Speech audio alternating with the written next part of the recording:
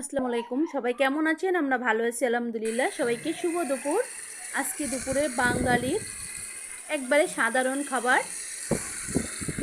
আমরা রান্না করছি।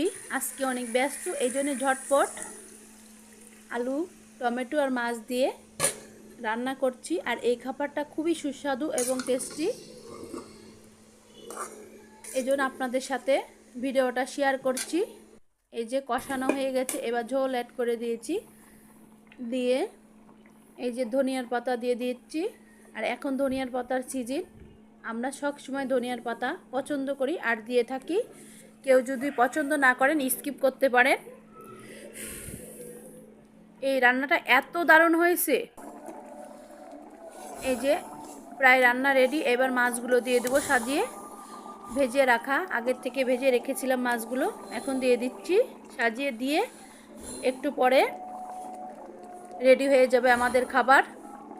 আর সাথে